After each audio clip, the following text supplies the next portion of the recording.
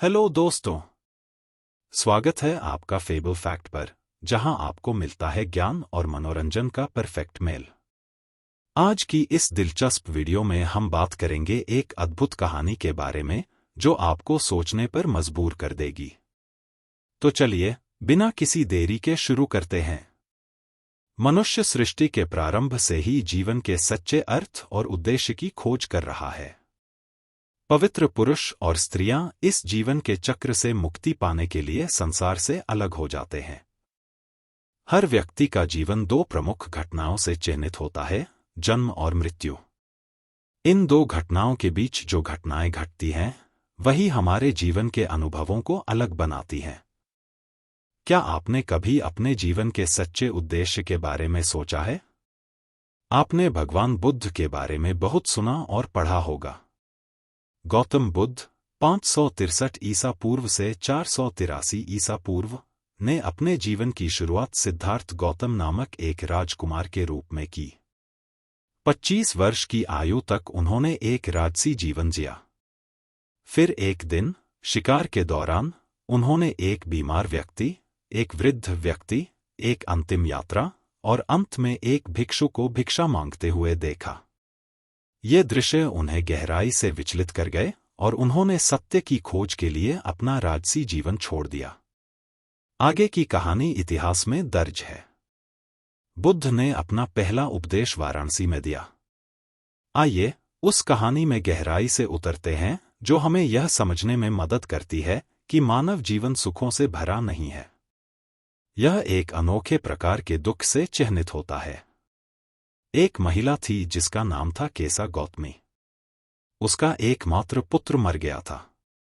वह अपने दुख को संभाल नहीं पाई और अपने मृत बच्चे को अपनी गोद में लेकर लोगों से विनती करने लगी कि वे उसके बच्चे को फिर से जीवित कर दें।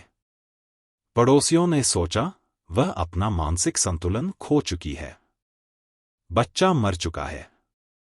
महिला अपने बच्चे को गोद में लिए रोती रही। फिर वह एक वृद्ध व्यक्ति से मिली। वह व्यक्ति बोला, मैं तुम्हारे बच्चे के लिए दवा नहीं दे सकता, लेकिन मैं एक ऐसे व्यक्ति को जानता हूं जो यह कर सकता है। उस व्यक्ति ने महिला को भगवान बुद्ध के पास जाने को कहा। इस प्रकार केसा गौतमी बुद्ध के पास गई और रोते हुए बोली, भगवान, मेरे बेटे को बचाने की दवा दीजिए। क्या आपको लगता है कि भगवान बुद्ध ने उसे वह दवा दी? आइए देखें बुद्ध ने उससे क्या कहा। बुद्ध ने उसे कहा, मुझे थोड़ी सी सरसों चाहिए। केसा गौतमी को आशा हुई और वह खुश हो गई। थोड़ी सी सरसों प्राप्त करना कोई कठिन कार्य नहीं था। उसने बुद्ध से वादा किया कि वह जल्दी ही सरसों ले आएगी। फिर बुद्ध ने जोड़ा, लेकिन सरसों उस घर से लाई जानी चाहिए जहां किसी की मृत्यु न हुई हो। क्या केसा गौतमी यह कार्य पूरा कर सकी? वह घर घर गई सरसों मांगने। लोगों को उस पर दया आई और उन्होंने उसे सरसों देने का प्रस्ताव किया। लेकिन जब उसने पूछा, क्या आपके परिवार में किसी बेटे, बेटी, पिता या माता की मृत्यु हुई है? उन्होंने उत्तर दिया, हाय, जीने वाले बहुत कम हैं, लेकिन मरने वाले बहुत अधिक। कृपया हमारे गहरे दुख की याद न दिलाएं।